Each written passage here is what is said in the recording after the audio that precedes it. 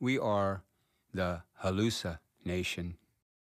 Our DNA is of earth and sky.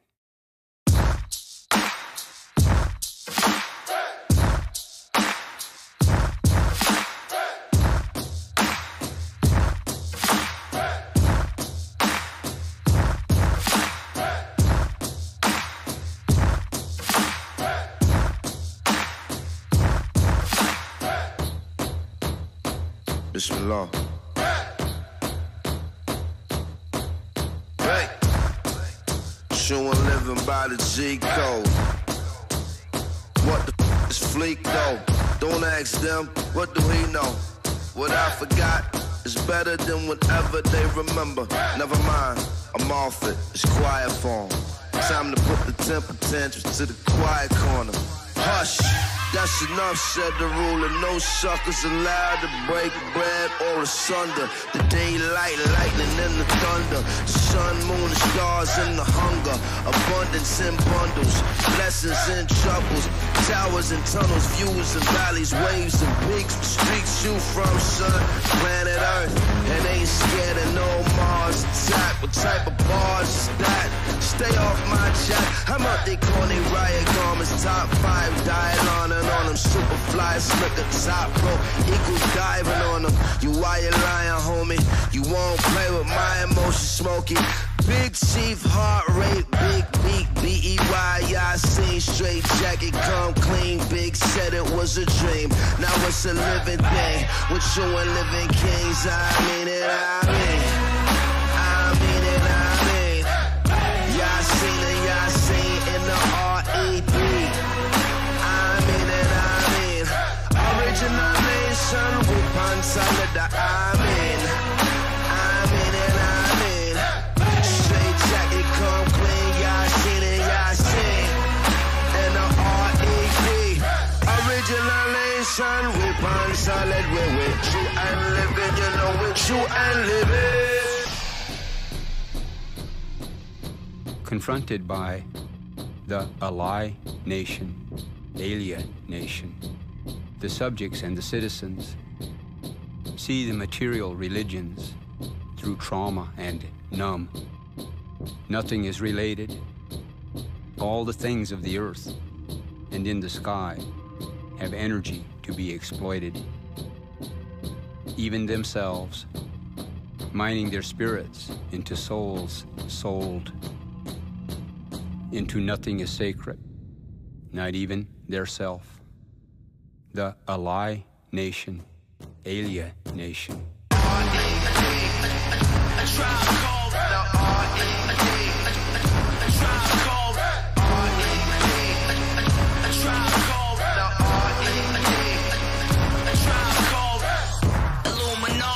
Emergency on planet Earth. The currency is murder, you a man of worth. They say the day is coming, drumming that you can't reverse. Watch the banner burn before the cannon burst. Don't chase an illusion, the nation halusa. Hallelujah, taste of the future, the people, the shower, the pistol, the coward, the trace of the future. Lonely martyrs, magic carpets, dirty blankets, Coca-Cola, soul controller, holy waters. Middle East mode, sand glorious, cheat code in Babylonian, the Orient. My superhero got the people power. Yasin and Yasin, you should heed the hour.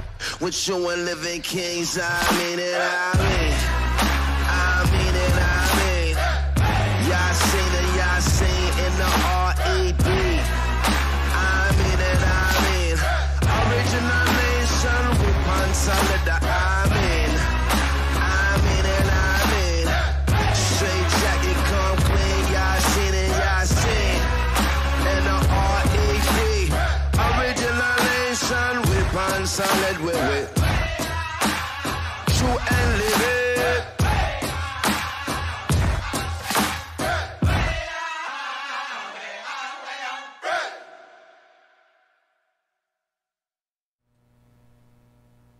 Nice.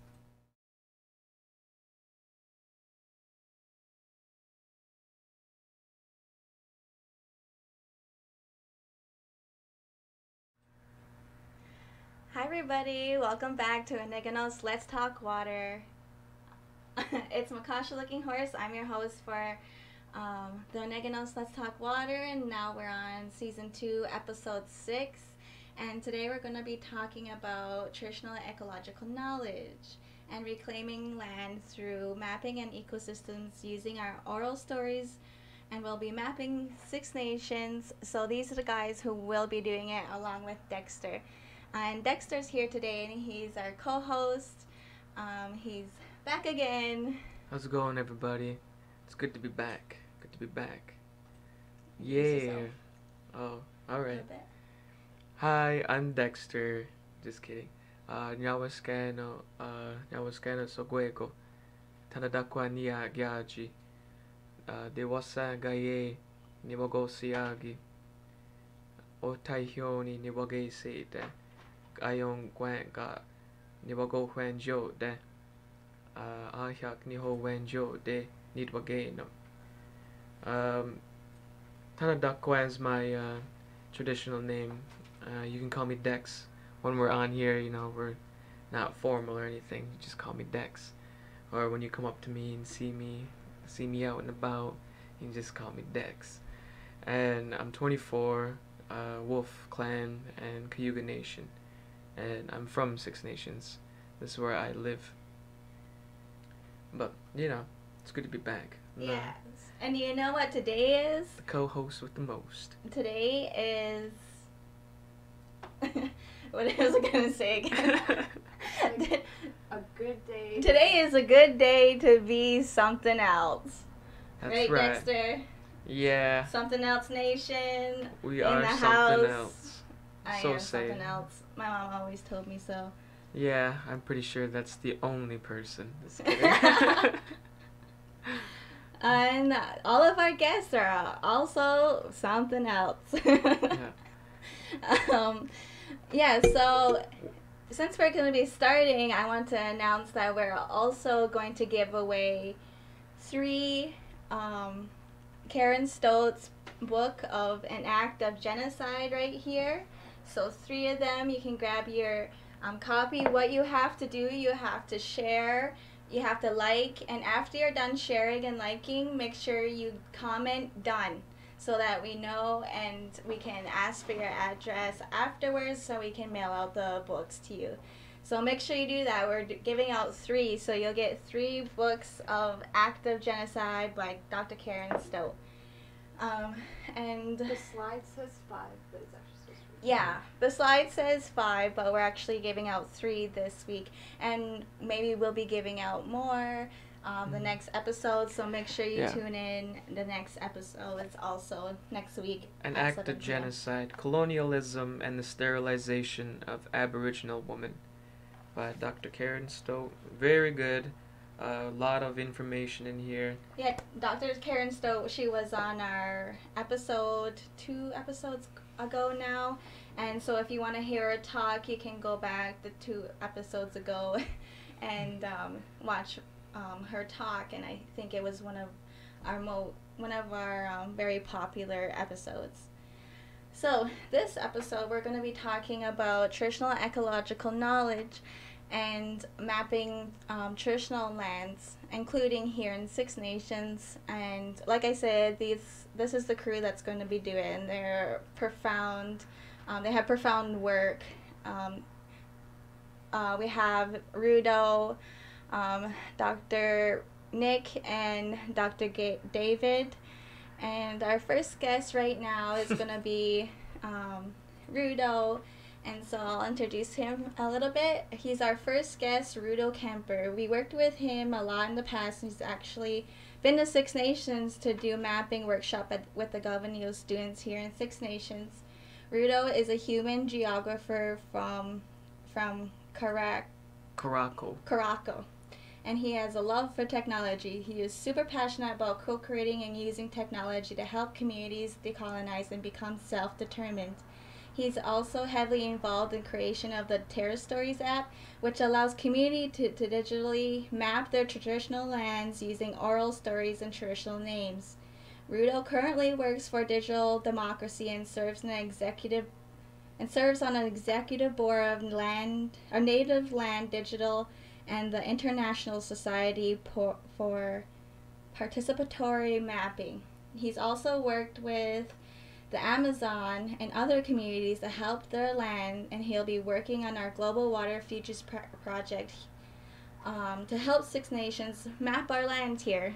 So we're super excited. He's been to Galbraith, and the students also loved him, and I was lucky enough to be there and watch them like understand and how important this mapping of our lands are. So do you want to tell us a little bit of your mapping work you done at Six Nations with the Galbraith students? Mr. Rudo Kemper. Hello. Welcome to the podcast. It's great to be back on the podcast. I see that This meeting is being recorded. since the last time that I was on, so it's exciting to see you move up in the podcasting space, professionalizing all the time. Congratulations. Yes, production here. Yeah. Look at our Makasets and TV in the back. You know, we've got all the bells and whistles, basically. I can see that. I can see that. So it's great to be back to share with y'all. So yeah, we got to know the community of Haudenosaunee and the Six Nations Reserve a few years ago. I was fortunate enough to meet Dr. Don Hill, as well as some of the students that were actually visiting in Washington, D.C. They were doing some really interesting, and Makasha, you were there as well, right? Yeah. Some really interesting work at the Smithsonian recovering, cultural heritage materials. And Amazon, I was working at the time with the Amazon Conservation Team, and we were based out of DC, and I happened to be there, and so I got to know the community and just seeing like the remarkable overlaps in like what you all were working on with recovering knowledge and traditional knowledge and mapping, and some of the storytelling. And I immediately saw the connections between some of the work we were doing in South America with the communities in the Amazon. So that was really exciting. And then a year later, we got to meet at the United Nations at the Permanent Forum on Indigenous Issues, where we really like formed our bonds, right? And sort of like really became inspired by each other's work and kind of started talking more about sharing across the continents, with the communities in South America and North. And so as a follow-up for that, I got to travel to Six Nations, which was really exciting because I got to see, how the community firsthand and just sort of what the landscape is like. And I remember, I always Google things on Google Maps when I go to places, and I remember going on Google Maps and seeing just this like green square, surrounded by all this farmland, and that was Six Nations, and it's still such a forested landscape, right? Yeah. So, and then I got to see that in person, which was really amazing for me as well, to be able to share a little bit about what the communities in South America are doing and how they're using technology and mapping and sort of thinking about how to get that started. So that was a week in May in 2000, and gosh, what is time anymore? Times of COVID, Yeah. 19, I think it was last year. So we shared a little bit of the work that we did in South America in the Amazon with some of the traditional knowledge holders, the hunters. We sat down with the grandmothers, and we did this really amazing workshop with the students, like you mentioned, Makasha, to the colonial school. And we did some participatory mapping where the kids who are also knowledge holders, right? Everybody's a knowledge holder of the land. I mean, we often talk about the elders, and of course they have the most and they have the stories the clearest, but the youth have knowledge too, and of the meaning of the land. So we got the kids, and they drew out their own understanding of the Grand River and where they go fishing and hunting and where the turtles are and some of the names. And that was really amazing just to see that in the different groups of kids working, and then everybody got to present, their own map of Six Nations, which was really cool. And super cool. Yeah, and it was this beautiful sort of foundation for future work, because there's so much knowledge that everybody has as a keeper, and that's sort of what we're looking forward to now with the team.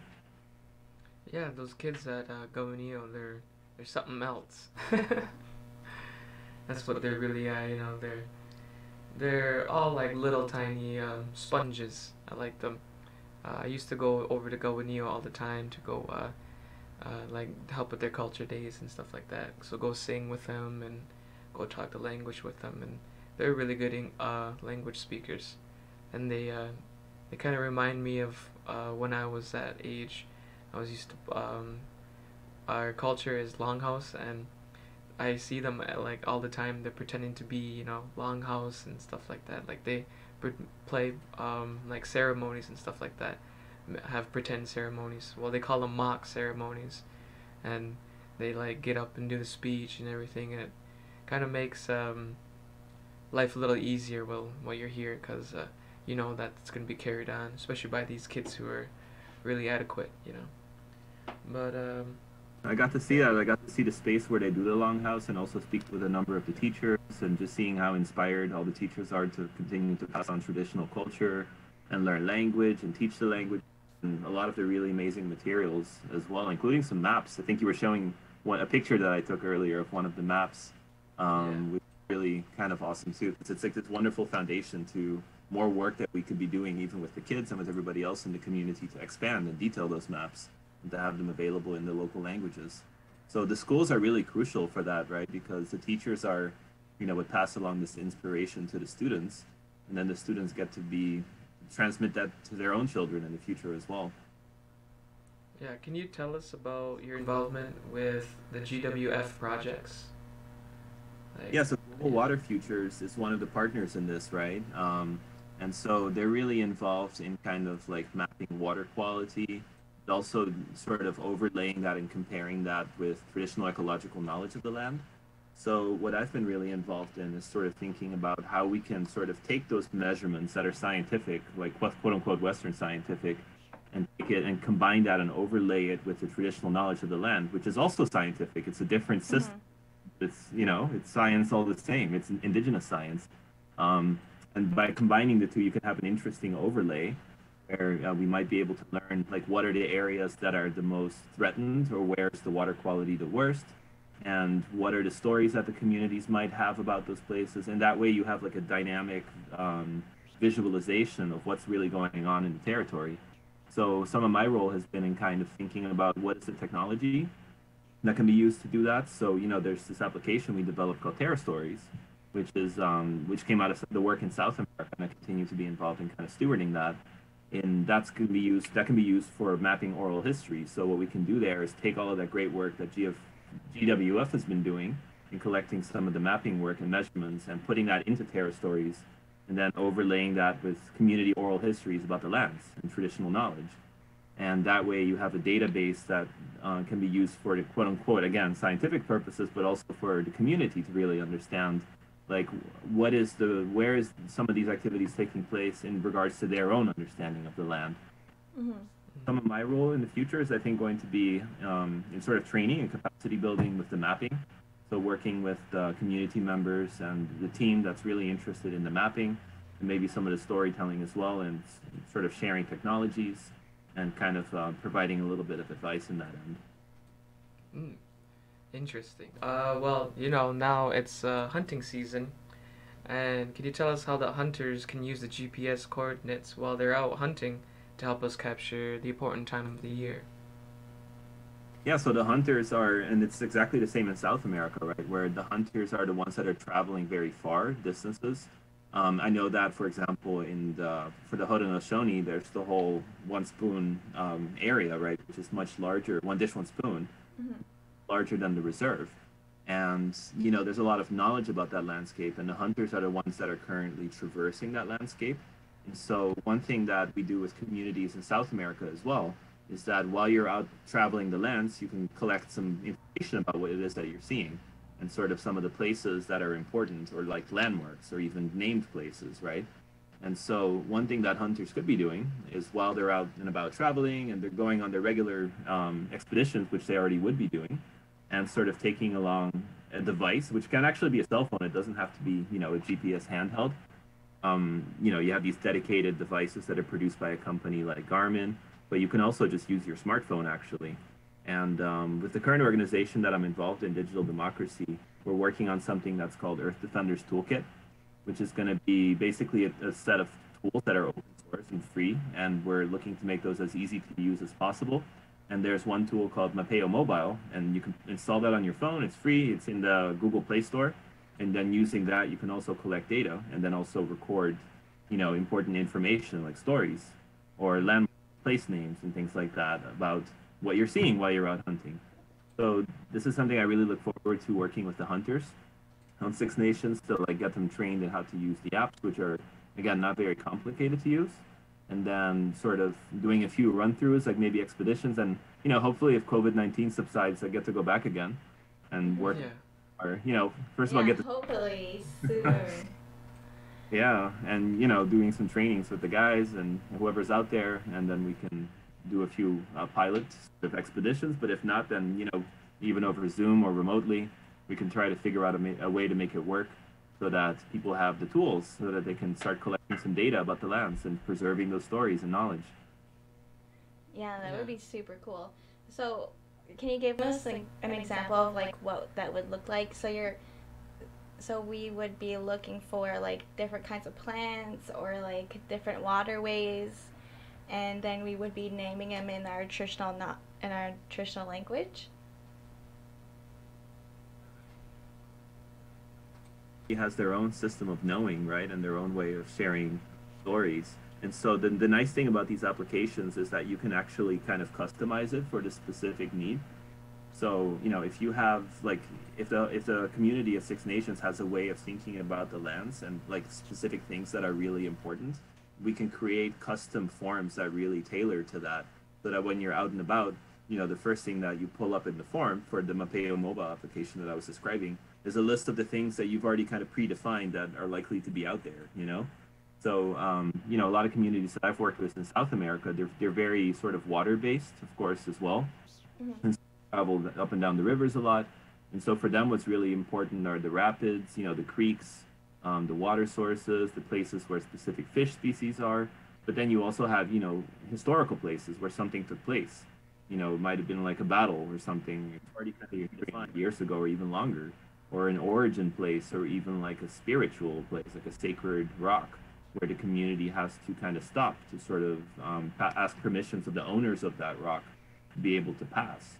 And so that's a whole different kind of, set of knowledge than just like the creeks and the rapids. And so in the form, what you can do then is set that up to be one of the options that pops up when you open up the application. So it enables you to sort of create a list in advance. And once you go out there, you have the list ready to go, and you can easily kind of pre-select what it is that you want to collect. But really, it can be anything. It can also be absolutely medicinal plants, different types of medicinal plants, hunting resources, something interesting that you encounter that you just want to record and, mark a point, and then you can even show it with elders. What often happens as well is you might encounter something and you're not sure what it is, but you still want to kind of take a picture of it and record it, and then later show it to somebody, and then they can tell you, oh, you know what that is? That's actually this really valuable plant that can be used for construction or for medicinal reasons or what it may be. And then you can kind of change that and say, oh, okay, no, that's interesting. I've learned that, and you edit that, and then you have even more information, right? So the mapping doesn't stop once you are out there in the forest or out there hunting or whatever it may be. It's a continuous process that you can continue to kind of add knowledge to, when consulting it with other people and showing it. And so part of the other software and Terra Stories can definitely be used for this. Is like it's an interactive map. So, once you have everything laid out, you can review it with people, and then frequently somebody will have a comment like, oh, actually, you know what? I know a different story about that place as well. That's just as important. Well, let's add that story. And then it used to be kind of, a participatory process with everybody involved and everybody sharing stories. Yeah, that sounds awesome. And what made you want to do this is that you seen, I think you were talking about before how you seen on actual maps there was like traditional lands, but there was, on the map it had just like green, and that that land is not just green, and no names on anything. That land is actually I guess worked on more part of like the people there too, part of the people, and there's like no traditional lands or anything. We have a question. Okay, we have a question from one of our viewers. In regards to the oral history mapping software you're referencing, do you need a data or network connection in order to use this interface for data collection? Yeah, we intend to design the application to work completely offline if needed. because the communities that we work with in South America, you can imagine there's either no internet access because they're in the middle of the jungle, or, you know, in some cases there is internet access, but it's very slow. And so streaming a video from YouTube, for example, can take hours and it frequently times out, or it's really expensive, you know, so you have to pay a lot of money to be able to access it. So for the application and for a lot of the stuff we're developing with Earth Defenders Toolkit as well, it's all, not only is it all free and anybody can use it, but it all works completely offline so that it can be streamed by anybody that's offline. And then the other thing there is protection, actually, because some of the communities in South America, they are kind of uncomfortable with the internet and their data being out there for lots of reasons. You know, some, like everybody shares that about Google, for example, about the security concerns around open data on Facebook and things like that. But also like the whole notion of the stories leaving the territory and being stored somewhere outside of it. Like there were some communities in South America that are very cautious of that, and they want their stories and their knowledge to be literally, physically in the territory. And so by designing it that way, you can kind of guarantee that, you know, they know it's on that computer, on that machine. It's literally there. It's not somewhere out in the cloud, who knows, you know, being stored or possibly accessed by whomever. So that was another reason actually why we made it to be kind of completely offline. But you can also have it online if you want to. And, you know, to go back to what you were saying, Makasa, as well, like, you know, for a lot of communities, they want to share some stories because when you go on Google and you zoom in on their lens, you see nothing, or you see, you know, colonial place names that were, you know, basically assigned by the settlers and the colonizers. Mm-hmm. South America, Spanish and Portuguese, here in North America, French, English, you know, whatever it may be. And you don't see the community's own place names. And sometimes they want to share that because of visibility, right? So that it's not just empty space when you zoom in on the Amazon. It's actually a really rich landscape. And that shows also that the community has the right to be there. Yeah, I think it's really important for like these stories to be more, you know, more out there and having to correlate with the land and everything. So just then, you know, how important the land is to not just one person or one people, but to everybody. You know, it's important to everybody, especially to have that knowledge. It makes you richer in the end, you know, like it. Yeah, it's definitely needed that we need to have our own names on our own lands. I think that's what it should be, like, through all of our lands. It should all be what we call it. And for example, I think what we could do, like, change the Grand River to what it is in Cayuga or Mohawk, whatever the community agrees on, but most likely Cayuga, I think. And I think, and the same with like Mackenzie Creek, Boston Creek. Those things can be changed to Indigenous names, and then like what you're saying, some knowledge and stories can be protected, and which I think is an important point for our audience to know, because I know that's something the audience and our people would probably be kind of worried about, like sharing different kinds of knowledges. That's what I have observed anyways, through school and other things, but just to let the audience know, like, that we can put up walls or barriers to make sure that our traditional knowledge that shouldn't be out, or that we as a community think that we shouldn't be sharing, can be protected, and that knowledge is only here in the community. And that's one of the other, like, besides like the whole notion of you can keep it offline if you want to, we also designed it that, you know, you might have some stories that you want to share. Like, let's say that you design a website where Terra Stories is hosted, and you have some maps and some stories that you do want to share with the public, but there can be other stories that you want to keep for yourself. That is really just for internal, you know, usage, to only to be heard by other community members, or you might even say a subset of the community. And so you have the ability to protect that as well. So you can set certain stories as anybody can view this, it's okay to be shared. And then you have other stories that's only once you've logged in as a community member, then you can access those stories.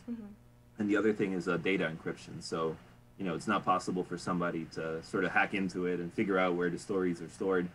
there's a kind of a protection that the developers that are way smarter than me have, so that, you know, it's not easy to just like go into the files and download the stuff from there. I can't explain how it works, but I know that it's encrypted as well.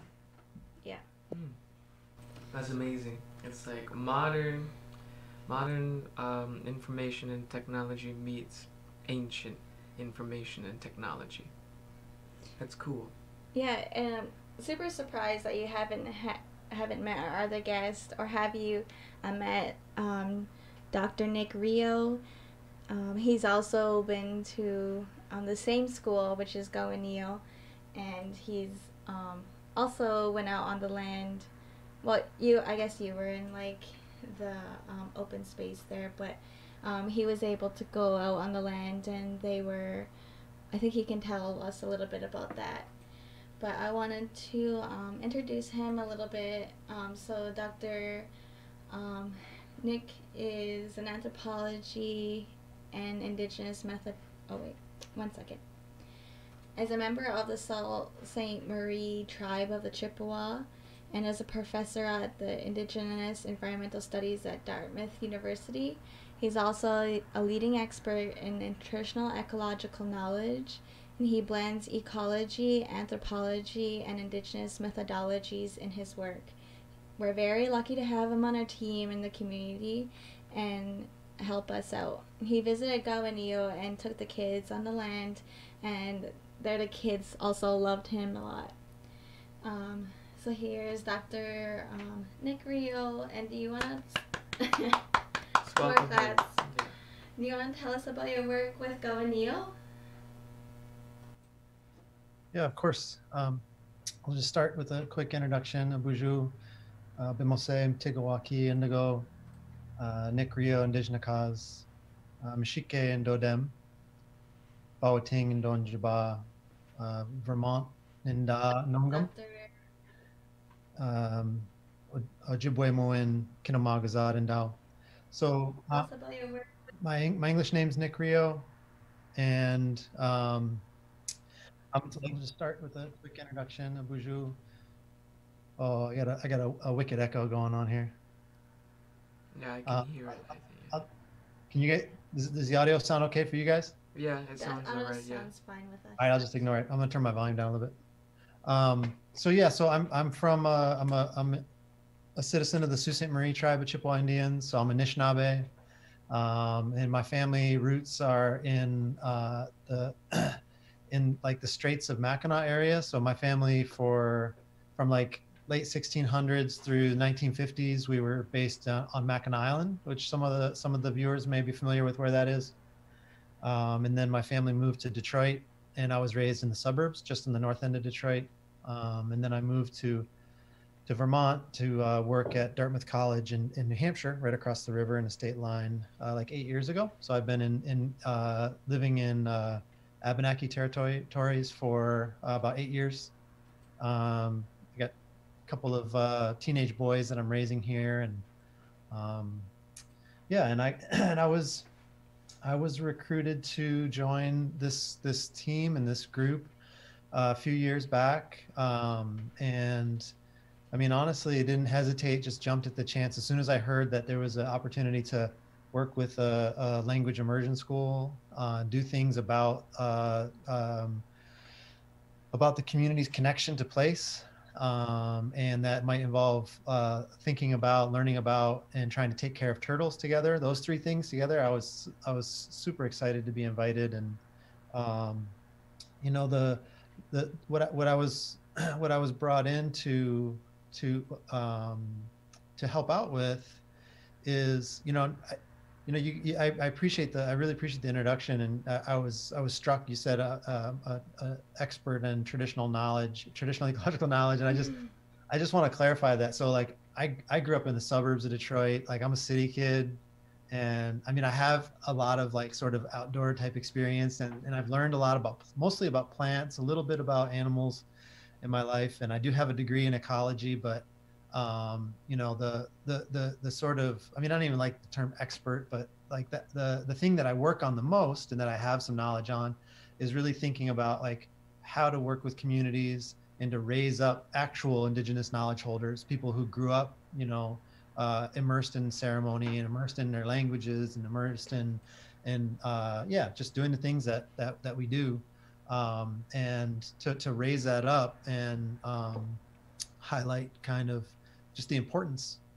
of those, our knowledge systems and our knowledge holders, young and old, as Rudo pointed out. And so yeah, so what I'm all about in terms of my professional life, but it's also personally what I'm really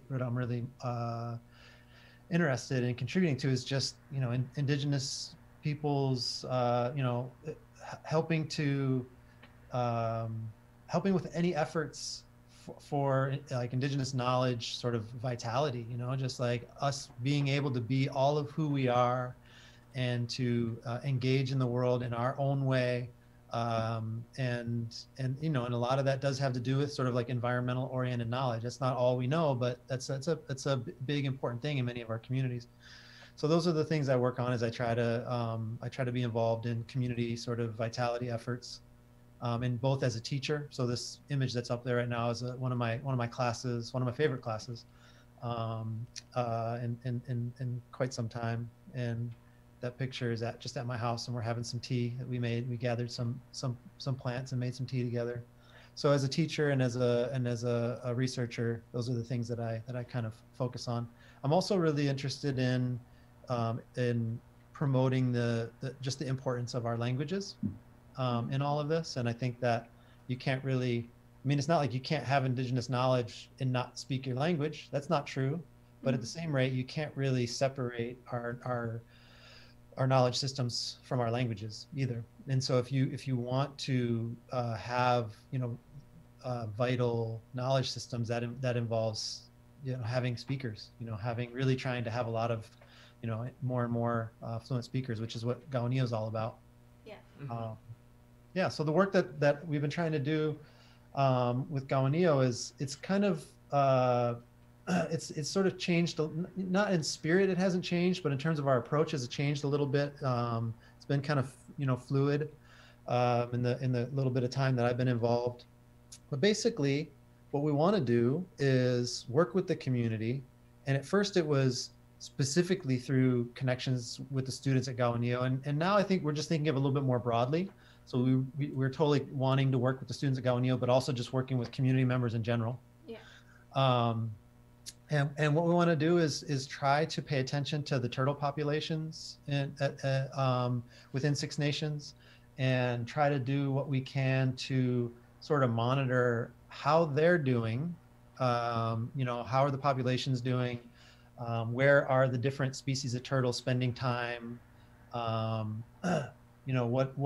the sort of the general sense of how the population is doing compared to what we know about turtles more broadly in the region?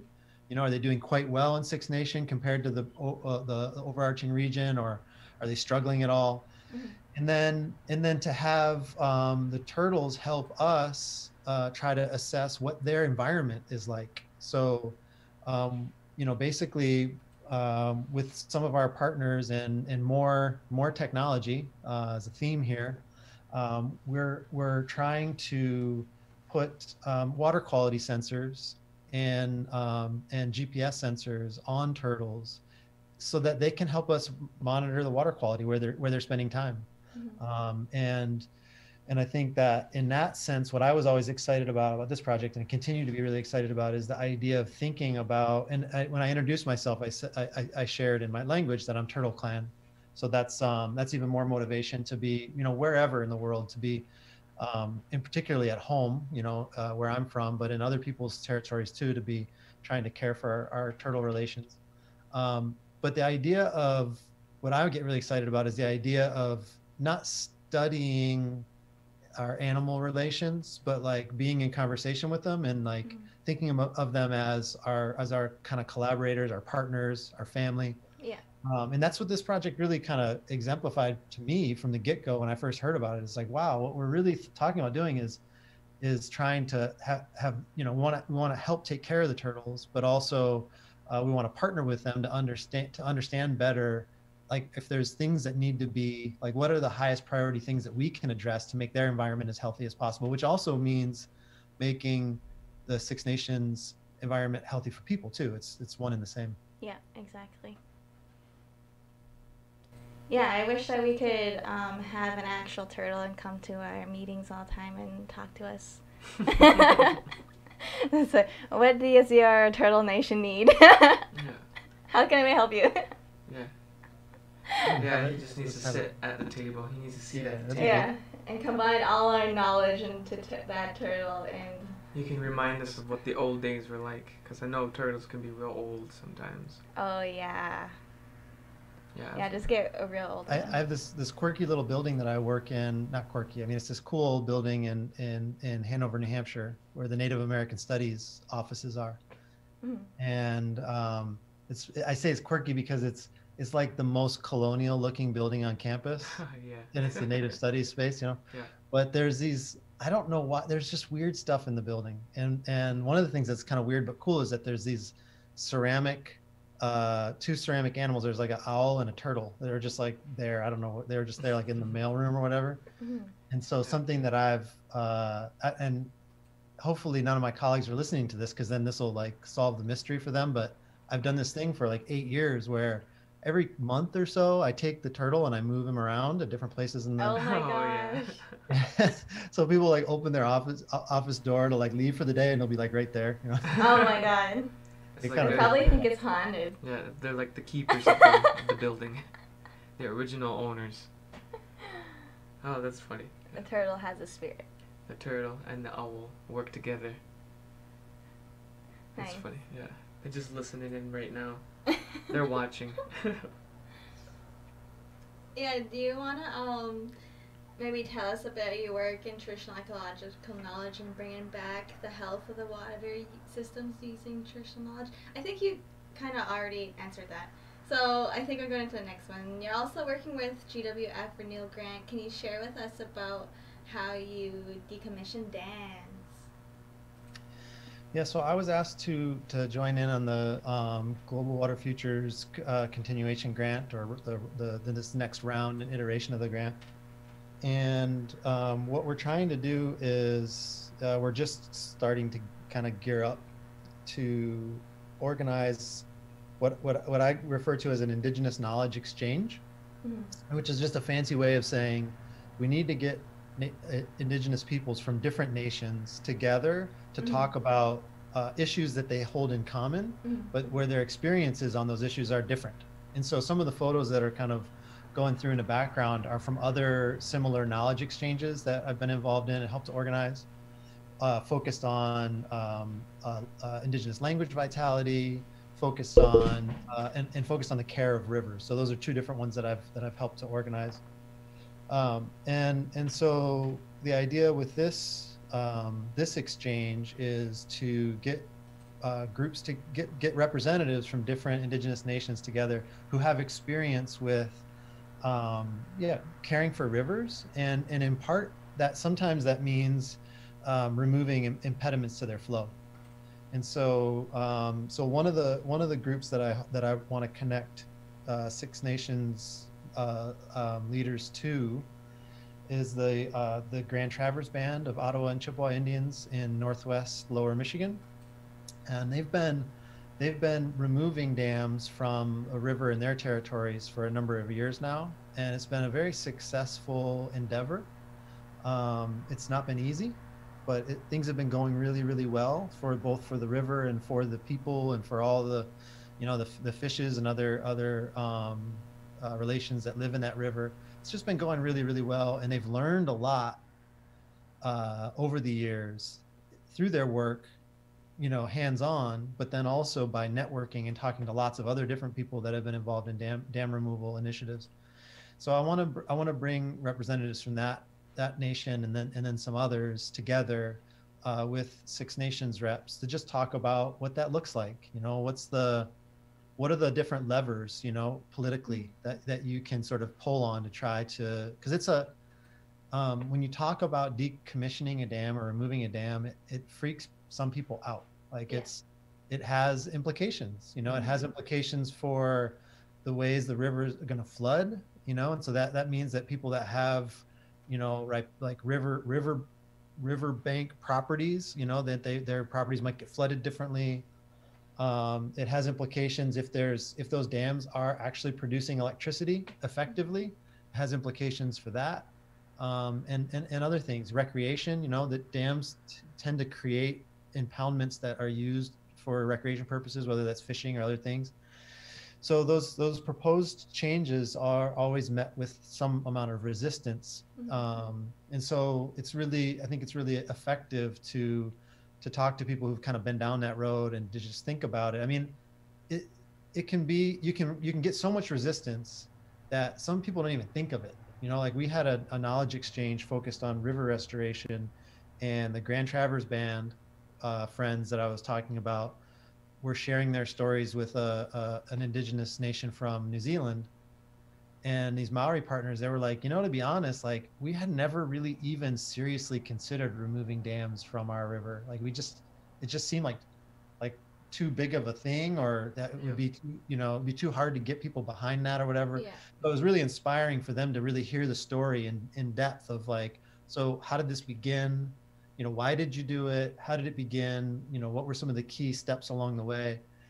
And then, you know, if we can set up that kind of an exchange here, then what we'll hopefully be creating is, well, I mean, first and foremost, what happens with these knowledge exchanges is you end up creating like friendships and kinship. You know, when Indigenous people get together and they really talk story and really share, you know, for, you know, several days on end, you know, bonds are formed and people want to stay in touch. And we kind of become obligated to one another. That's sort of like an Indigenous characteristic. After we spend enough time with each other and we're teaching each other things about one another, we sort of become connected and almost obligated to lend a hand moving forward. So that's what's happened with these other exchanges, is people have stayed in touch. And when people needed support and they're like, oh, we should reach out to Mark because Mark has dealt with this. We're going to call on him. And then Mark's going to answer that text or that call or come to the community because there's that attachment already there. So that's what we want to set up. So we want to set up some of those kind of conversations, but also bonds that could be helpful if Six Nations should decide that well, whatever the river care looks like moving forward, to just broaden that network. On another episode, our clan mothers have already talked about what they wanted to do, and that's one of the things that they wanted to do was decommission dams, because we were talking about what was it? Environmental racism, and I can't see that, but we were okay. Yeah, so we were talking about environmental racism and how we have 23 sewage systems that are coming from up the river from our neighboring cities like Kitchener and Cambridge and Brantford, and all of them have a sewage line that goes into the Grand River. And then we have dams in Brantford and in Caledonia that kind of stop that in our area of Six Nations, and they have gorged out the river where we are. So it's making the river very stagnant where we are, and it's blocking all of the contaminants in our area of the river. So there are dams that work as a filtering system where Caledonia is, and so they have cleaner water downstream that kind of filters that out. So that's what they were saying, is that they wanted to blow up the dams, in their words, and take them down because they were essentially built with Six Nations monies anyways. And so if that's what we need to do to have a healthy river, then they want to proceed with the decommissioning of dams, but just how do we do it in a healthy way? Because I know that you have talked before, and you said that it's very dangerous because of all this sediment that has built up over years and years, and if you take it down the dam all at once, all of that sediment is going to contaminate everything downstream right away.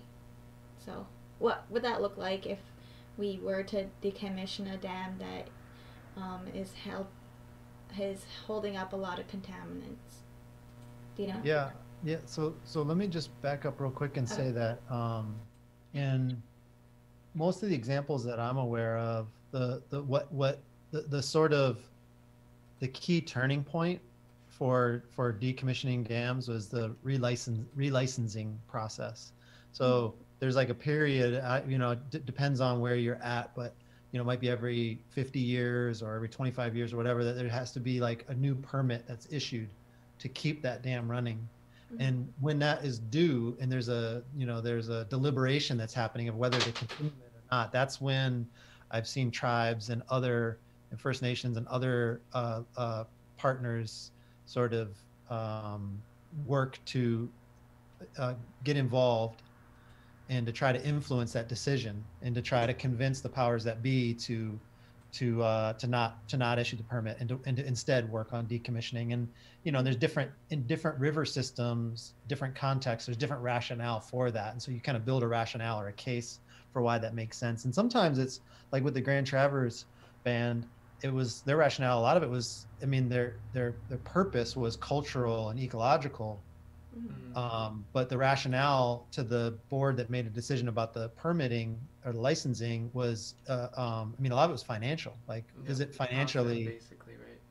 is it financially, does it make sense financially to keep this thing going? And if it's a really old dam, what would it cost to kind of keep it going and rebuild it or whatever, as compared to taking it down? So that was important.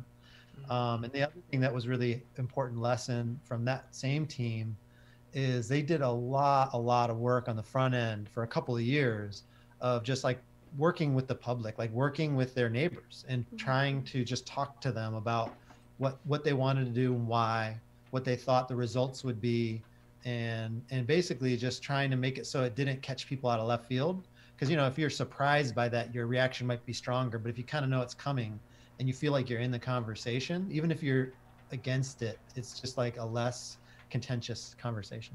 Yeah. In terms of the contaminants, I think that we really need to have other people in the conversation that know more about that than I do.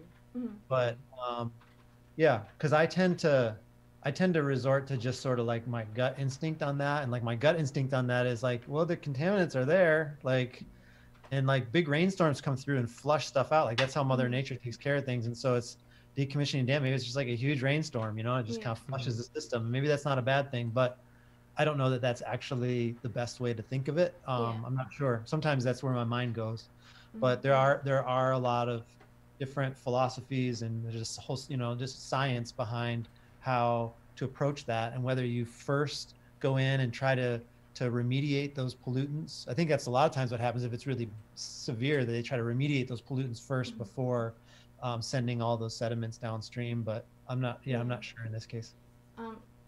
Well, for our audience, if our audience has any quick questions for Rudo, he has to leave really soon, or Nick, please comment and we'll answer them right away. Rudo, do you have any questions for Nick, or do you have any comments?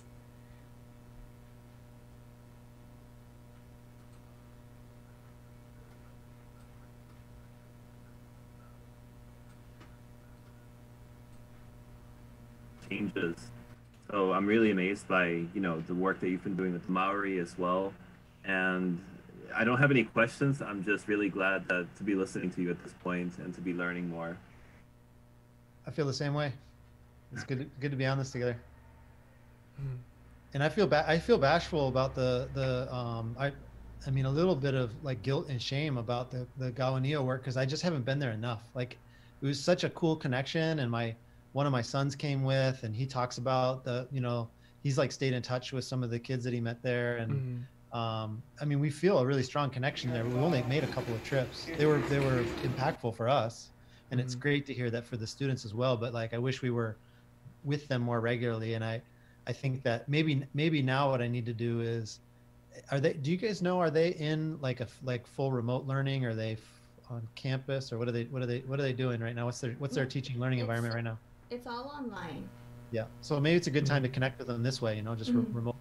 Yeah. I could reach out Yeah, I to think that their teachers would like to hear you even present or speak, or I think either one of you, I think they would have, they would love to have you come back and have a little teach-in. Have a little just sit in, or Conversate. Conversation, open dialogue about things that are important, and more so than just history, but like the impact of our personal usage of water, our garbage systems and stuff like that, and going out on the land and making sure that you're taking care of the land and also making note of it, and things like that.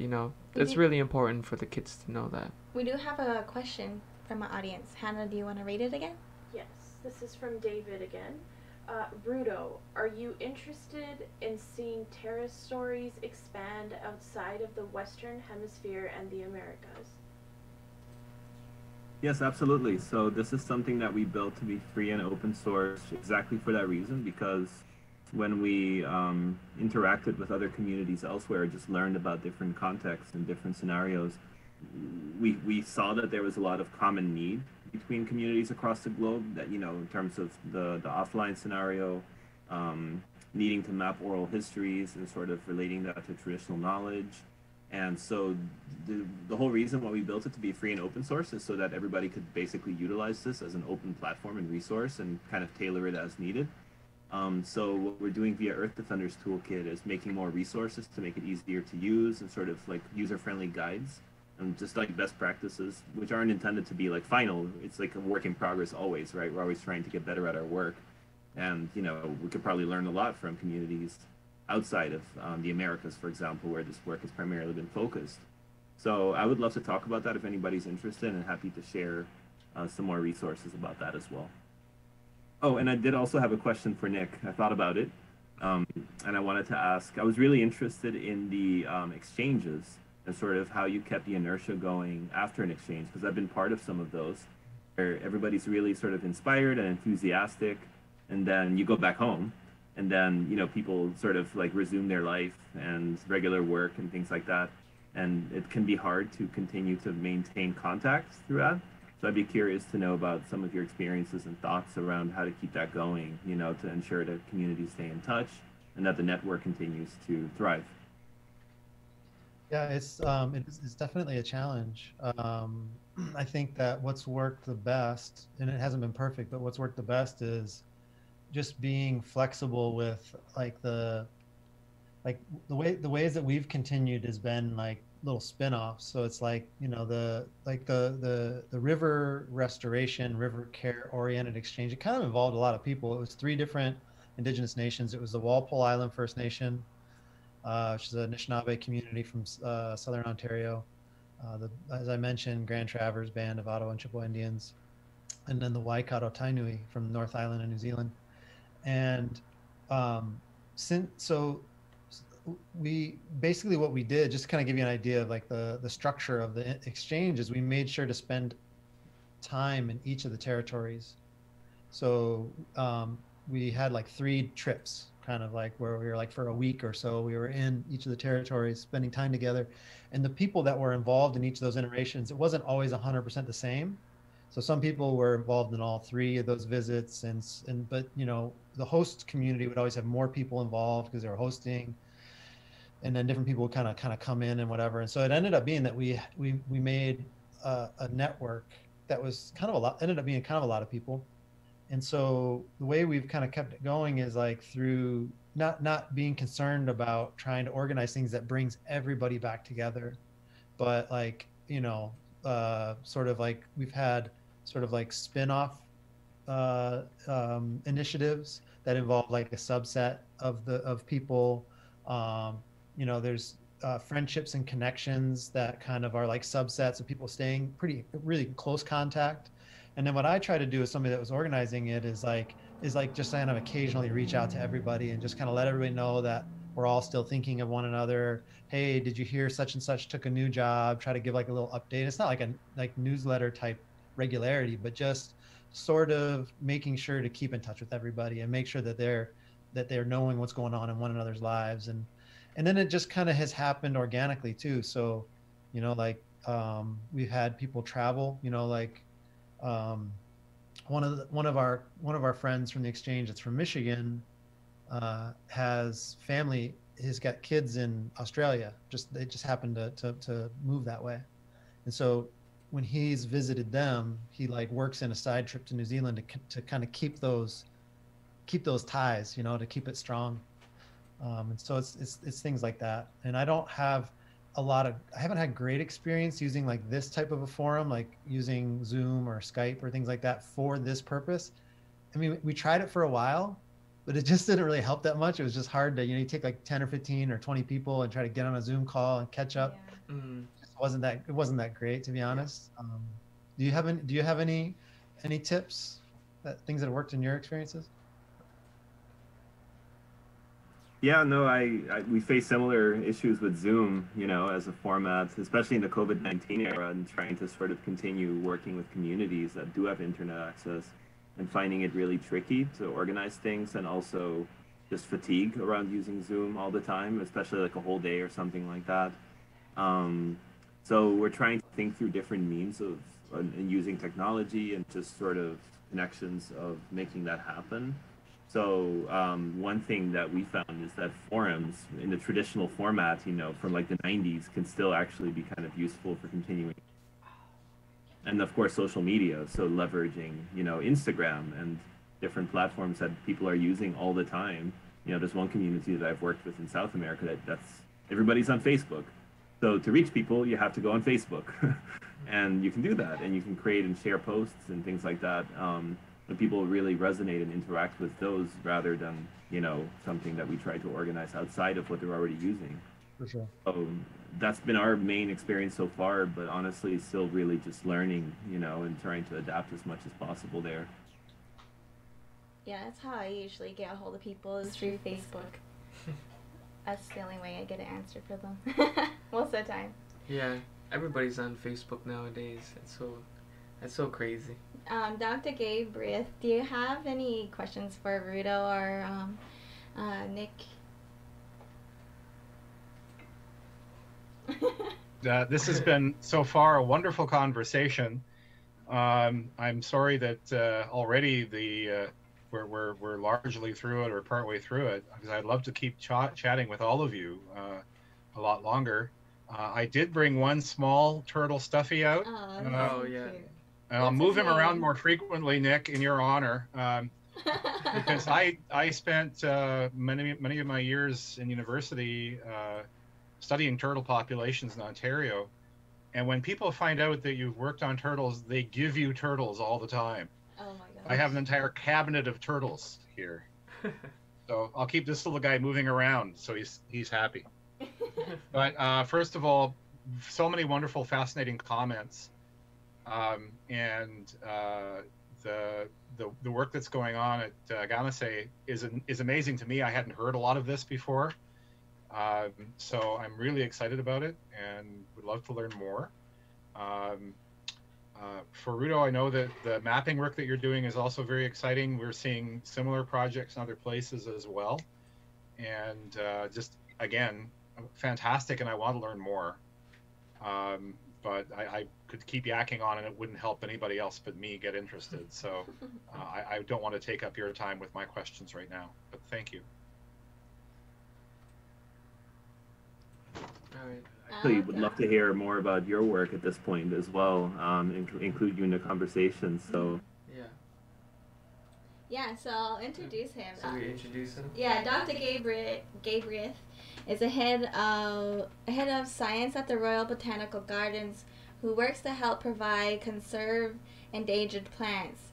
He's a wildlife biologist and spent a lot of time with snapping turtles to study their ecology. He worked with my mom, Dr. Dawn, since 1998 on projects related to ethnobotany. He'll talk about his work during the show. He's also an adjunct professor at McMaster University and was selected in 2010 as the Hamilton's Environmentalist of the Year. Congrats. Right now his biggest project is at Coots Paradise Escarpment Eco Park system, where he works to prevent the land from losing plants, animals to urbanization. He'll be working with us on a few exciting projects. So, yeah, you guys definitely all have something in common. Yeah. I'm excited what this team can do for our community here in Six Nations. Yeah, so if you... So, the first question here? Yeah, do you want to tell us a little bit about your work? Thank you. I have a hard time describing it because I seem to go off in about 4 different directions at the same time. I spend a lot of time trying to understand how turtle populations work over time, but that was years ago. That was many years ago. Right now, a lot of what I do is relationship building among organizations to see how we can do a better job with conservation. For anybody who doesn't know where I work, which is called Royal Botanical Gardens in Hamilton and Burlington, our name is a little confusing because we're about 2,500 acres of nature sanctuary and about 200 acres of gardens. And the nature sanctuaries include some magnificent places like Coots Paradise Marsh and parts of the Niagara Escarpment. And this area is surrounded by city. It's surrounded by the city of Burlington and the city of Hamilton in Ontario. And it's incredibly rich for plant species. We've had people who have been identifying plants using the Western scientific approach to that in our area for about 75 years. And this area, just inside the city of Hamilton, has about 35% of all of the wild plants that grow in Ontario. Those species are growing within the lands of Royal Botanical Gardens. It's about 18% of the flora of all of Canada. And it's very rich because it's several different kinds of ecosystems all in the same place. There's wetlands, there's upland forested areas, there's some cliff ecosystems. All of these spaces together push those numbers of plant species up. But the lands are fragmented. I was listening early on in the conversation about the landscape of Six Nations, that it's a lot of areas are still forested, but there are roads through it. There are other kinds of land uses there. And in the cities, of course, we see that has been happening now for 200 years in colonized Ontario. And we know that although this area is incredibly rich in plant species, we are losing species because the landscape is fragmented. It's been chopped up into little pieces by development, by building roads, by people building houses, by people building industries. So there is an effort to try to keep the land around the nature sanctuaries that RBG has, try to keep some of it from being developed. And so this thing called the Coots to Escarpment Eco Park System is a voluntary park alliance. It does not have any law behind it. We're not trying to force anybody to do anything, but we've got the city of Hamilton and the city of Burlington and McMaster University and RBG and the 2 conservation authorities and 2 other NGOs, the Bruce Trail Conservancy and the Hamilton Naturalist Club, all sitting around the table trying to cooperate and collaborate on protecting and restoring the land. In the past 5 or 6 years, for example, we've had about 350 acres of land that has been either donated to one of those organizations to keep it from being developed, or bought when we've been able to raise some funding. So we're trying to create buffers. We're trying to keep some of the development away from the most sensitive natural areas that we still have in our immediate area. But we're also doing things like trying to educate the public. We run BioBlitz events where people come out and they identify as many species as they can. We have a lot of projects that are about communication, so those are fun too. So that's that one project I have.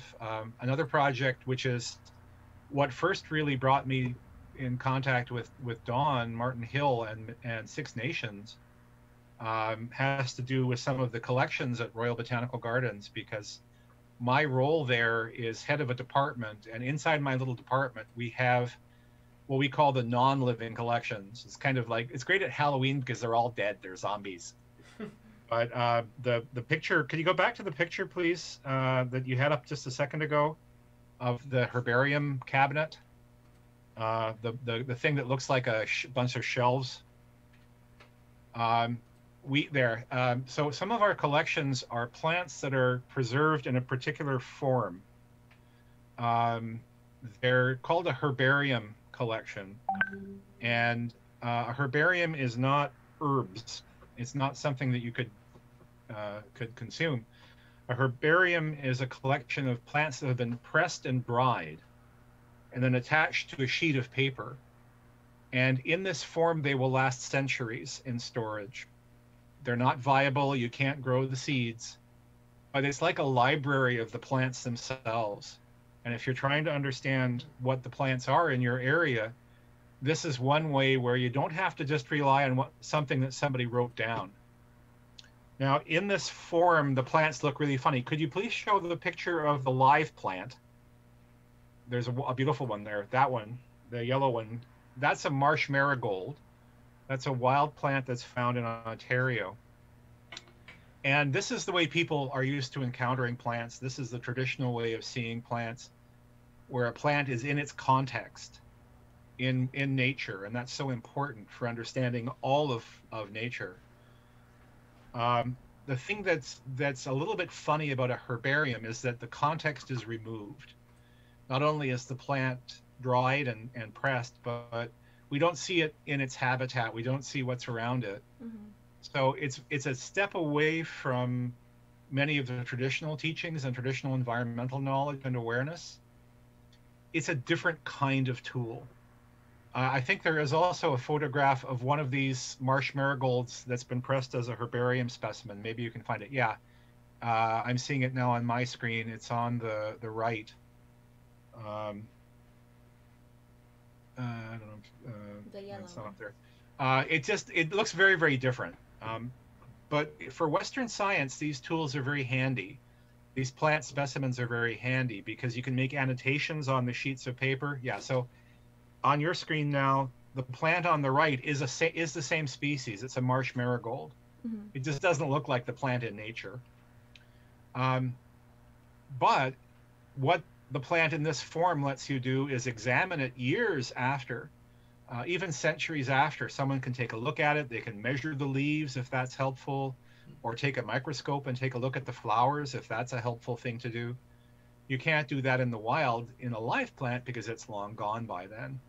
Mm-hmm. So these records are very helpful. They're teaching us a lot about climate change too, because you can look at the plants in a collection like that and go back in time and ask, when was the plant actually growing and flowering?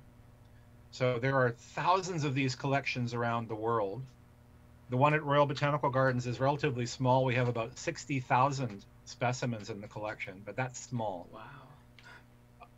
But one thing that we do have, and this is how I came first in touch with Dawn, was nearly 20 years ago, she came to Royal Botanical Gardens and asked us if we could help identify the plants at Six Nations. Mm-hmm. And so we went into a project in collaboration with Six Nations, and our botanists went there and worked with an herbalist from Six, and over the period of about 2 years, walked around on different places with permission and identified the plants that they could find, mm-hmm. using the Western scientific end of botany, trying to understand it the way the botanists do. And they also, again, with permission, collected individual specimens of some of those plants. And those specimens we keep on behalf of Six Nations at Royal Botanical Gardens in its own cabinet. It's not for anyone else to look at except Six Nations. But since that began, that was around 2003, we've had a very nice collaboration through Dawn with trying to help from time to time with projects like that. So our people identified about 550 different plant species at Six Nations over that 2-year period, and we're always willing to be helpful in doing whatever we can for your projects. But we were very careful and conscientious with this. Everything that we did was and we put what we call firewall in place about traditional knowledge. So we didn't even record any local names for any of these plants or any traditional information about them. That's been entirely kept within the community. What we're trying to do is make the tools we have available, if they're helpful, available to the community. Mm-hmm. So that's some of the stuff that we do. We work with these collections, and I'm involved in a few other projects, but they're some of them are really boring. A lot of them are really boring. Oh, so I hope that gives you a little bit of some of the ideas of the things that we're up to. Yeah, that sounds amazing. Yeah, and I like the exclusivity of it being like only for Six Nations use and stuff like that. I like that.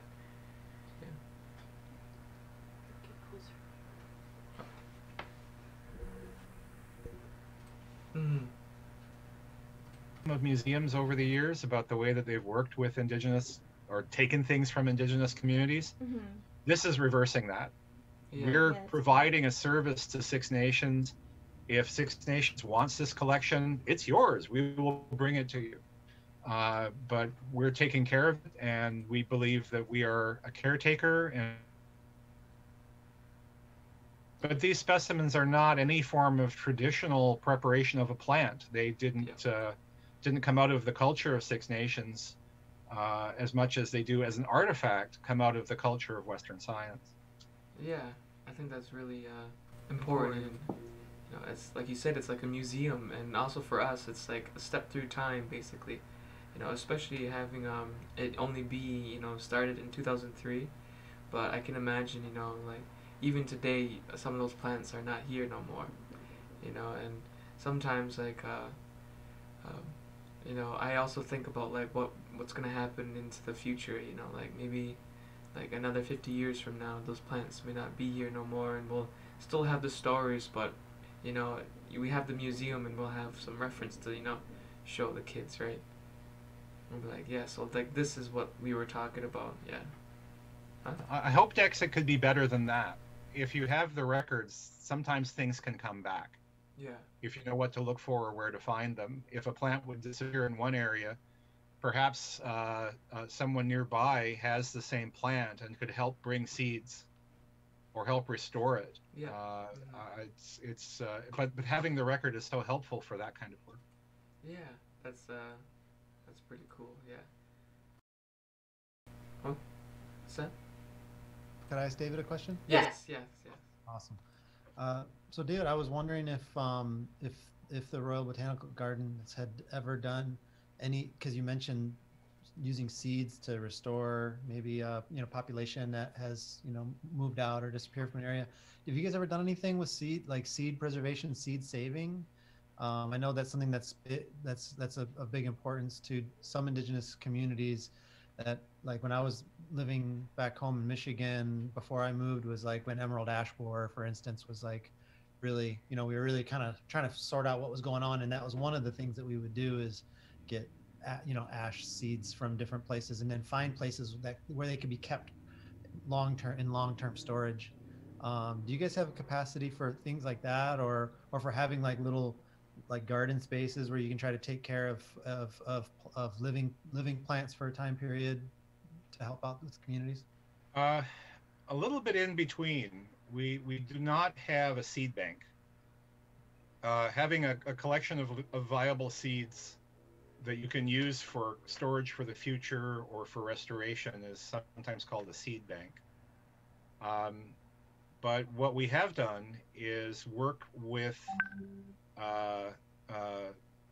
other organizations that do. So there's a global network of botanical gardens, and all around the world, and I'm really excited to say increasingly working with Indigenous communities. They work with organizations like what's called the Millennium Seed Bank in the UK, which is the largest collection of seeds in the world. And it is also just like a bank.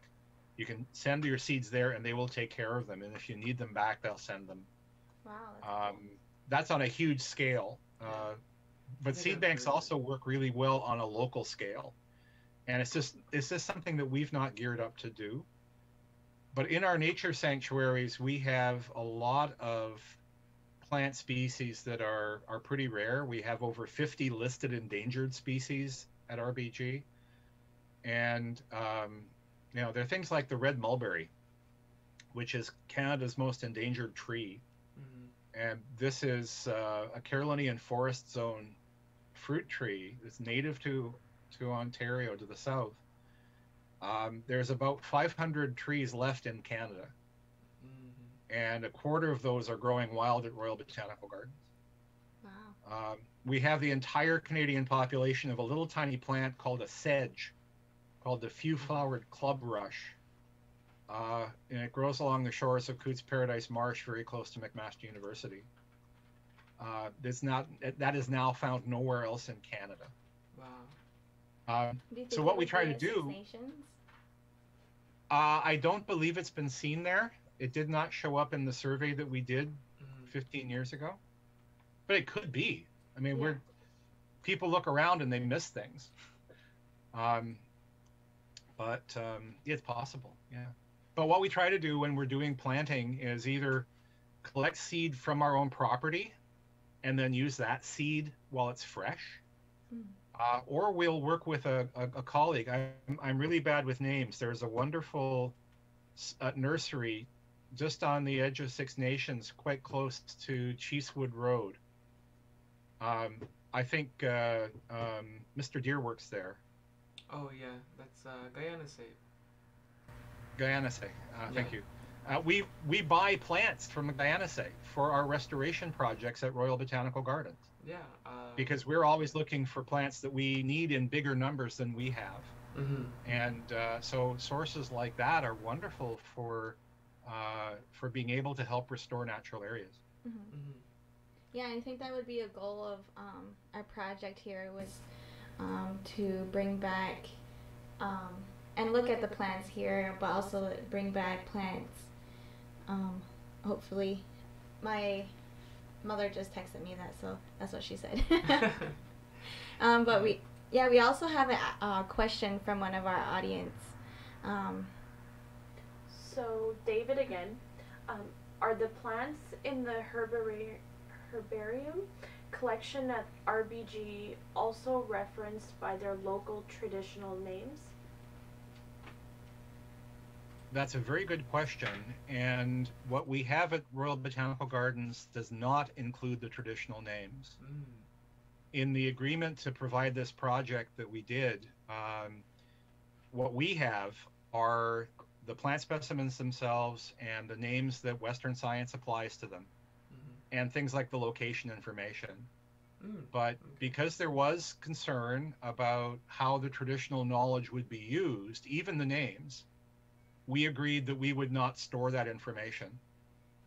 So I know that Dawn and her work at McMaster University with the Indigenous Studies students, one of their projects, I believe, has been working to connect those things, to take the local names and connect them up. But it's not part of what we try to do. We don't want to get anywhere near the idea of appropriating traditional knowledge. So even the local names, we agreed early on, that's for you. That's for Six Nations and the McMaster ISP, unless you want us to help with that, and then we could look at our databases and do something else. Mm-hmm. But thank you. That was David. I saw his question too. David's a trooper. Thank you. And if any of our audience have any more questions, please feel free to ask. Yeah. So we have another question. Oh, our questions. Which one? Can we talk about your future work with global water features, such as a science textbook with Galbraith and mapping with the community?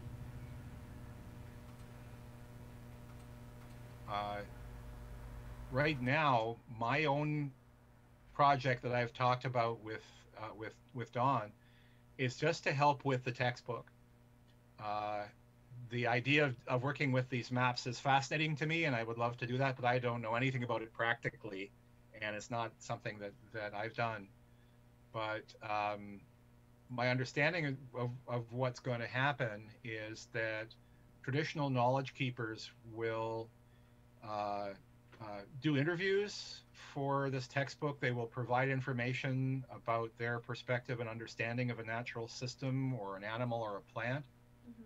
And that will be translated and made available I believe, in Mohawk and Cayuga. But then I've been asked to provide sort of a link between the traditional knowledge and the Western science, a bridge where I can talk about how, for example, how science would ask a question about a turtle, and provide information from that perspective. So that, again, if someone wants to follow that information and follow that bridge, it's available and it's open. But we haven't started that project yet, so I'm really excited to see how it's going to go. Yeah, me too. Yeah, that seems really interesting.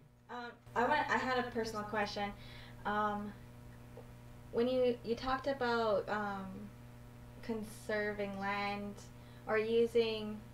So you use what you find to protect the land so there can be no development on that land?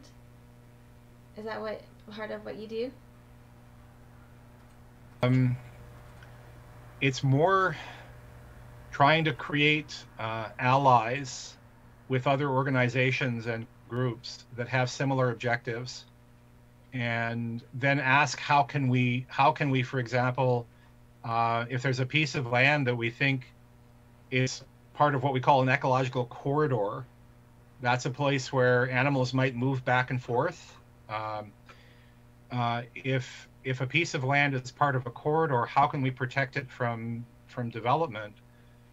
The most straightforward way is to own it. In the Western tradition, is to be able to buy it. And so what we do is look for opportunities where the land hasn't been developed yet, and it helps us with this network of protected areas, these corridors. In some cases, we've actually had wonderful people donate their land. There's a park in Burlington that a family had in their property for a long time, and it was about 37 acres, and the parents were getting old, and originally they bought the land so they can build a car dealership on it. Oh my goodness. But that didn't happen. And it includes some beautiful natural ravines that have never been touched. So they actually donated the land to the city of Burlington on condition that it become a park forever. And one of the reasons why they did that was that it would be part of this bigger park system. Although it's owned by the city of Burlington, it's identified as part of this eco-park system. The city of Burlington has made it a little bit more accessible by helping put a trail through it. But we're looking around for those kinds of opportunities. We don't want to force anyone to do anything at all. We have no power, and we would not want it. We want to work by consensus and by finding resources where we can, and talking with people and seeing if they would like to share the vision that we have of this area.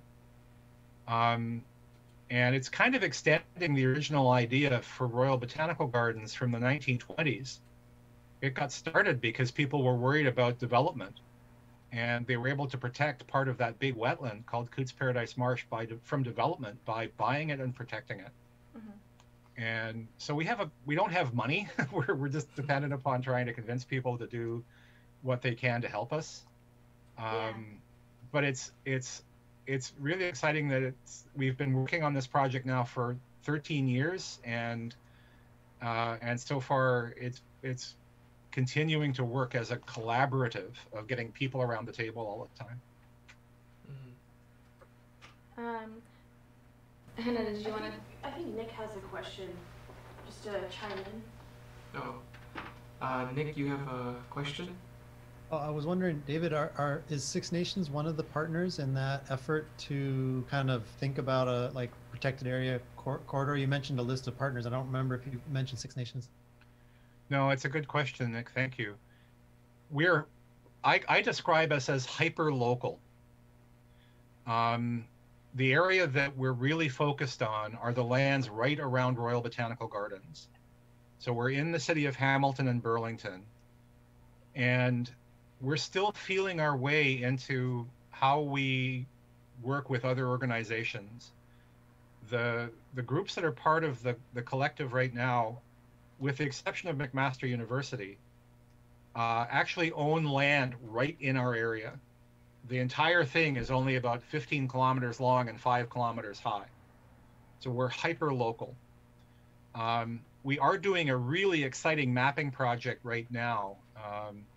And some of our data we have extended out into other places in Ontario, and some of it extends nearly as far as the edge of 6. But there are mathematical ways of using maps to try to predict where the corridors should be. And that's only a prediction, then you have to go and test it. But there's this really elegant thing called CircuitScape, which uses mathematics that's derived from electrical circuitry to try to see where the areas in the land may have larger resistance or less resistance to the movement of animals.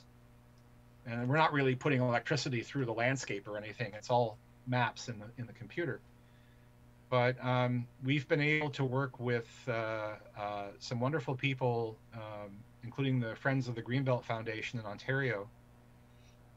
The project is still going right now, but what we've been able to do is look in incredible detail at the area around us, about 20 kilometers in all directions, to look for those ecological corridors.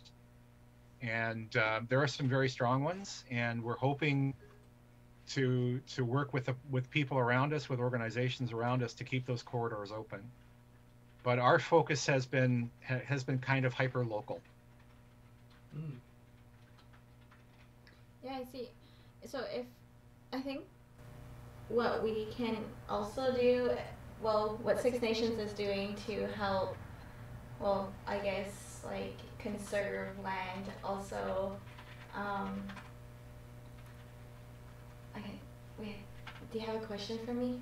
That Dr. Karen Kidd was working with turtles as well, and how that kind of relates. Yeah, we also have Dr. Karen Kidd, who is also on the GWF team, I believe, and she was a speaker on an episode earlier. Last week.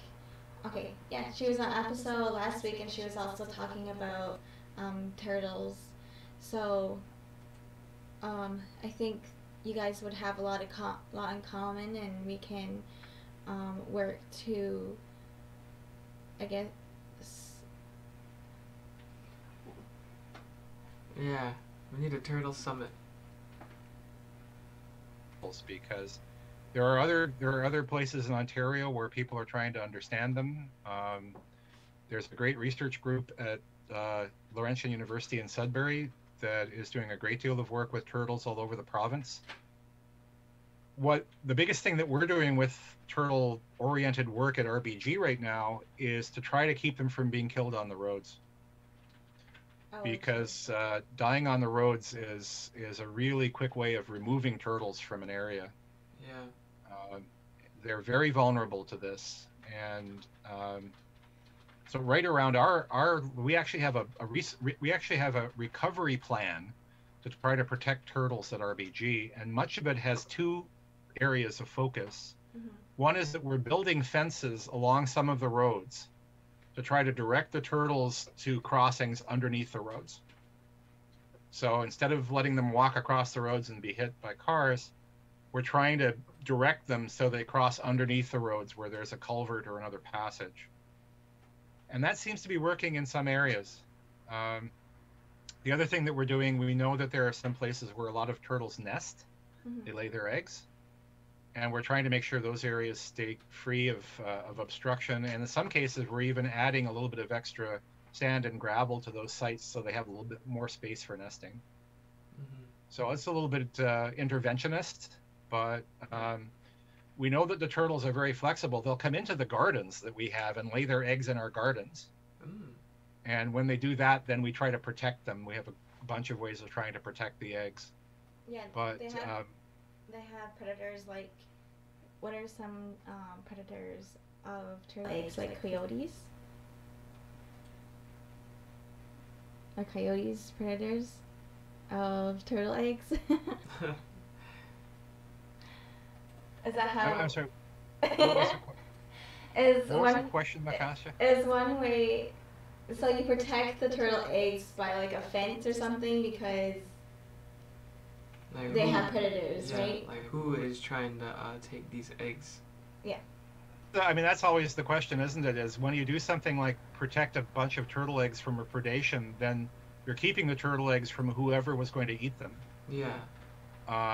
And it's always a judgment call as to whether you interfere or not. For animals like raccoons and foxes that are doing most of the predation that we've observed in places like Algonquin Park, where I was doing my research before. And there's a great photograph in the group we have of a little baby turtle, which is always nice to see, in case you want to show it. Yeah. That's a little baby snapping turtle in Algonquin Park. You always, it's anything a human being does is interacting with nature, and you have to try to use your best judgment and your knowledge and teachings about whether you just do something or not. If you're trying to protect the turtles from dying, probably the most important thing is to protect the nesting females. Nesting females live a very long time. That was my work early on, was trying to estimate their ages. In Algonquin Park, they don't start laying until they're 15 or 17 years old. And they can go for decades and decades. Wow. Yeah, we also use turtles in our cultural ceremonies, and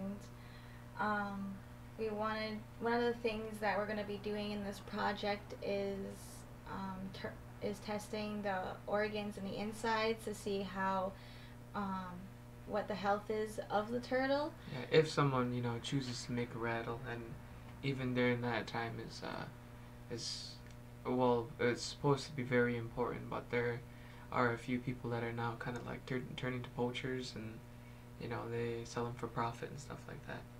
But for ceremonial reasons, if any of our audiences are going to make any turtle rattles, make sure that you get please get in contact with us so that we can test the organs, and because for people who are non-native and don't know like what I mean, but we just for ceremonial reasons we give thanks to turtles, and it's part of our ceremonies and our way of life to use the turtles as a rattle, for our men to sing and stuff.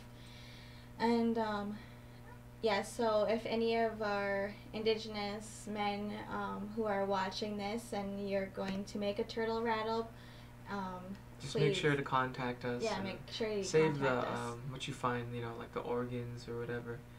I also have a question too. Is there any really sure way you can tell the difference between a male and a female snapping turtle, like upon before you kill it, basically? Yeah, that's a great question, Dex. Thank you. There seems to be some differences in the way turtles do their things. That's a weird way of saying it. most of the places where you find snapping turtles, there's a big difference in the sizes. Mm-hmm. Male snapping turtles can be twice the mass of a female. Mm-hmm. They're much bigger. Mm-hmm. And if you think about the anatomy of an animal like a turtle, they have male reproductive organs which are sort of tucked inside. Mm-hmm. I know if anyone's ever picked up a large male snapping turtle and he's gotten angry at you, you'll probably know right away he's a male. Oh, okay, yeah. He'll display at you. Mm-hmm.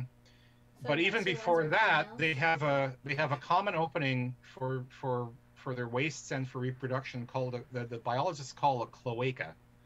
It's an old Greek word. But in a male turtle, it's further down the tail than it is in the female, because there's more equipment that's hidden. The male reproductive organ is hidden behind part of the tail. So you can actually turn the turtle over and make a measurement and determine whether or not it's a male or a female on the basis of the position of that little vent along the tail. The further down the tail it is, the more likely it is it's a male. If they're smaller turtles, it's hard to tell. Yeah. But once a turtle gets very big, it's probably a male. Mm-hmm. And that's a turtle that's 10 kilograms or more in Ontario. That's really good to know. Yeah. So. And that's specifically snapping turtles, right? Because some other species of turtles. Yes, yeah.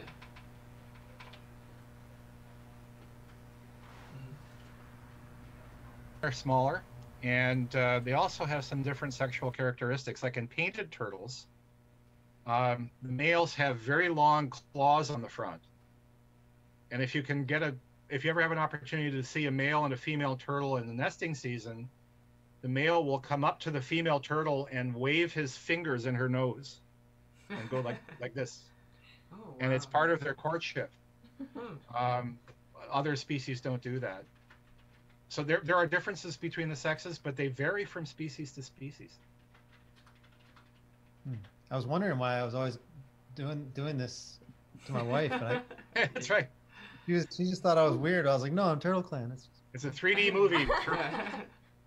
I think it's just the way turtle clans meet each other. Yeah, Dr. Dawn, she wanted me to say specifically to save the guts for the turtle. Freeze them. And then freeze them. So, just for hunters to know that?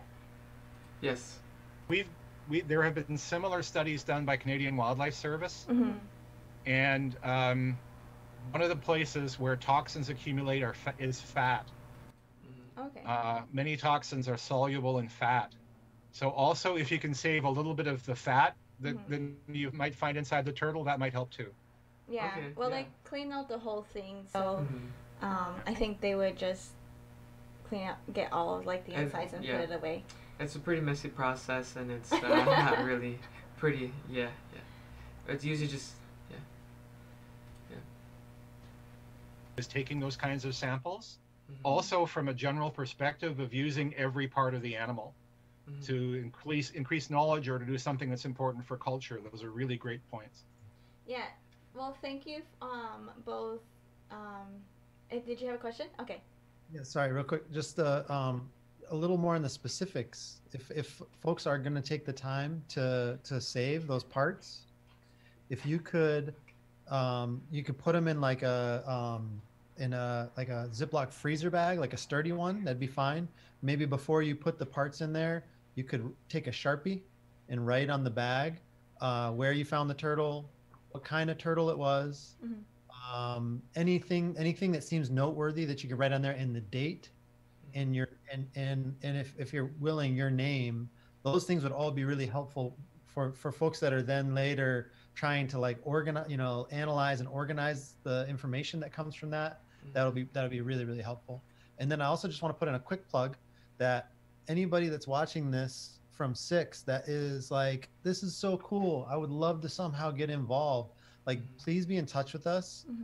You can reach out to Dex, or you can reach out to maybe we could give them a contact right now, but reach out to us, and we'd love to get people involved. It's going to take actually a lot of you know, a lot of participation by community members to kind of live up to our aspirations with this project. So if people are interested in getting involved, please be in touch.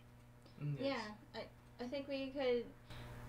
Well, traditionally, when I was going through like the rites of passage and what we learned when we teach the kids about the months and like our ceremonial cycle, we use the turtle's back, and we list the ceremonies that we do in each of the section, because I think there's 12. 13. There's 13 which like line up the moons, but also our ceremonies. So like during the springtime we have something called Gauntuizas, and that's usually for the women to use, and they use a different type of turtle. I think it's like what kind of turtle did they say that was? It's like side of a kind of a taller shell. It's spotted yellow, and like spotted yellow and brown, and it's a very small rattle, but that's the one that we use for giving thanks to the seeds and stuff like that. Yeah, so like all of our ceremonies are basically just about giving thanks. So each on the turtle's backs, each label and each month, we have whatever is in that month that's growing or is coming, like the thunders or the raspberries or the sap that comes out the trees, or like harvesting. We give like thanks. A lot for of those. our giving thanks is for the food, basically. Like we follow the food, and those are like the things that are given without having to do a lot of work. Sometimes, you know, they kind of just show up, and so that's why we give thanks that they're still showing up and they're doing their duty, basically. All right. Yeah, so I think we're going to wrap up now, because we're a little bit around 2 hours. Yeah, a little bit Crazy. over our time. I think. But so that's much 2 good hours. information. Thank you guys for, being on the show and talking with us. Yeah, thank you so much. Thank you, Nick. Thank you, Rudo. Thank you, David. You guys did an amazing job, and I think our audience enjoyed everything that you said. And we had viewers throughout the whole thing, so people have watched and they're interested. Yeah, thank you so much for our audience who are listening and watching every single week, and I'm excited to see. I'm happy that you stayed for this episode and all of our past episodes, and I'm excited for our next week episode. Do you know, Hannah, what next week episode's gonna be all about?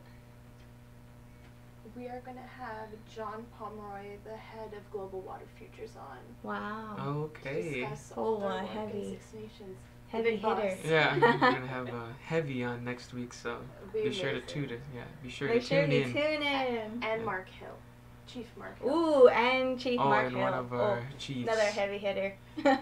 It'll be a good episode. It's our season finale for season 2. Oh, okay. So next week is our season finale. It's going to be our last season for season 2. Which makes me actually last episode. Oh, for last, not our season last two. season. yeah, not our our last season. Sorry, our last She's episode getting- of season 2, she's getting cooked under and these we're lights. having more seasons in the future. But Likely in the new year. Likely in the new year, yeah. So I'm excited for our next week. And to make sure that you comment done, and we'll get back to you to send our act of genocide, colonialism, and the sterilization of Aboriginal women. So thank you, everybody. Thank you, our speakers and our audience, and thank you to Hannah. And thank you to Hannah. I apparently misspoke. We have a last episode, which is the Maori mental health episode. Oh, so we got which is actually our last episode. Okay, so 2 episodes left of the the season. 19th. Yeah. And our last finale episode is going to be on the 19th, and that's going to be our Maori. Which is a big deal because of the time difference. And Yeah, the Maoris are going to be on. Yeah. Anyways, thank you so much for our speakers, and check out my new tattoo. I just got it yesterday, and it's my first tattoo. I haven't told my dad yet, so nobody tell him, because he'll be super mad. Shh. All right. Yeah, It's a great day to be something else. Something else, yeah. All right, thank you guys. Mwah. Yeah, like, subscribe, Eskongi, share. Be back.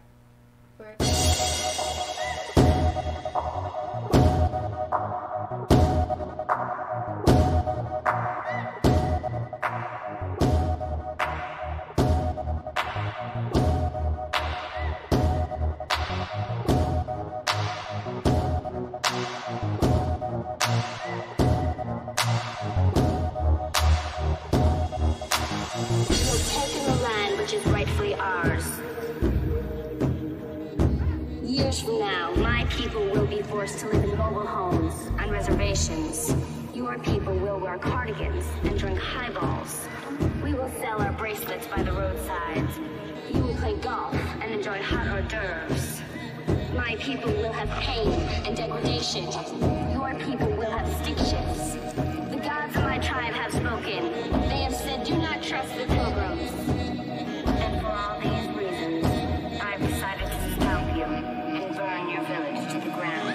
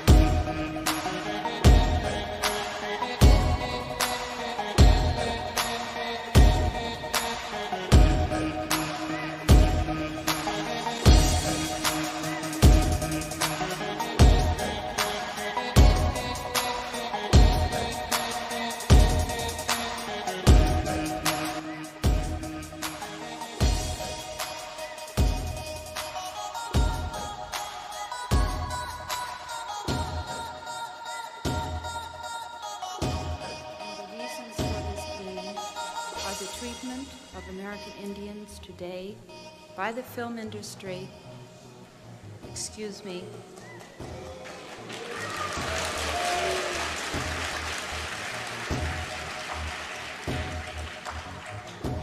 and on television in movie reruns, and also with recent happenings at Wounded Knee.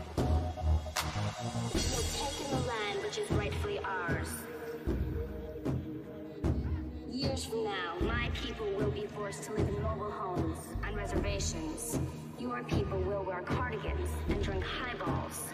We will sell our bracelets by the roadsides. You will play golf and enjoy hot hors d'oeuvres. My people will have pain and degradation. Your people will have stick shifts. The gods of my tribe have spoken. They have said, do not trust the pilgrims. And for all these reasons, I've decided to scalp you and burn your village to the ground.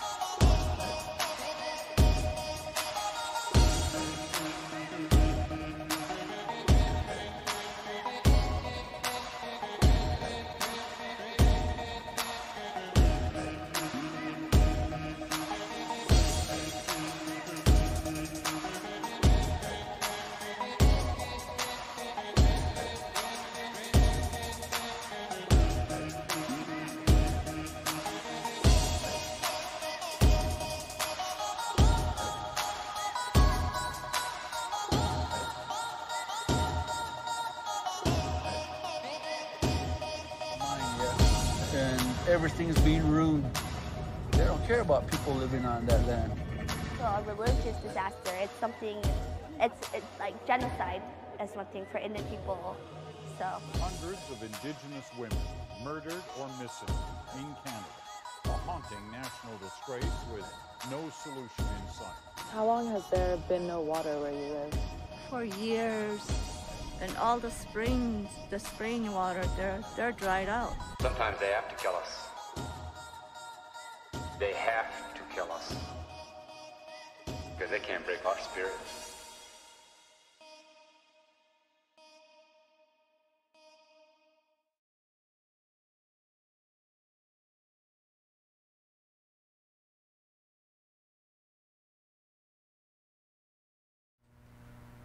Okay. I think that song's very fitting for like what happened what happened like yesterday. I think when CNN said, that's why we kept on saying something else, because it had CNN's all of these races like Latino, African American, white, black, English, Asian, and then I had where Indigenous people are supposed to be, it said something else. Like what? Yeah. That's something else? Like we're kind of just, and I was like, we're always, you know, just grouped together and is this real? Like honestly, they're like, we couldn't be called Indigenous or Native American or anything, and they just put something else. And that's what erasure looks like, is when they don't recognize what we are, who we are, in the percentage or as a race, and that's what erasure looks like. Mm-hmm. And I think that's what part of genocide looks like. So I think that like we are definitely still experiencing these things and happened just yesterday. So even though it was very ignorant and it's crazy to think that happened just yesterday. On like a major television network. Yeah, we're named something else. Yeah, they really are trying to get rid of us. Or even if you try to Google some names like Pontiac, you don't see Native Americans. You see or a like car. Mohawk. You try to Google Mohawk, all these Mohawk haircuts come on. Yeah. Or like any kind of other nation, that's always something else. So that's what, like, we're still experiencing these type of things, even though we're very valid and real, and we have our own science. Like this project, we have our own knowledge, we have our own astronomy, healthcare, health, physicians. We have everything for thousands of years, and U.S. is only 250 years old. So you can put that in perspective of how valid and how long our knowledge is for. And so it's just crazy that we're still going through this. And just yesterday on CNN, our race was called something else, which is like insane. And yeah, our people, and I've seen and I've shared like all the kinds of different memes that is super funny to me, and I just laugh every time I see it. It's because there's like things that were like proud to be, Ongwahoe, proud to be Cayuga, proud, resilient, something else. Yeah, proud, resilient, and now we're something else.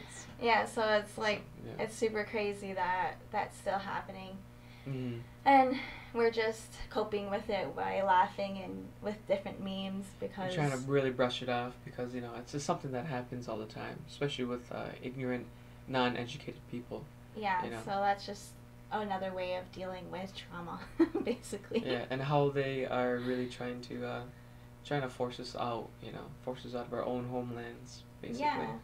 Yeah. So, but our project is definitely validating our knowledge, and it's Indigenous led. And our existence, basically. Yeah. So this is a one-of-a-kind research project, just so everybody knows, and we're the only ones who are doing this kind of podcast. So make sure that you like, follow, subscribe on Twitter, Facebook, Instagram, YouTube, and our website. So and Facebook. Yes, and thank you so much for our collaborators and our production team: Colin, Hannah, Catherine, Sarah Smith, and so much more. Thank you, everybody, and Dr. Don. Yeah. Ona, see you next week. It's gonna be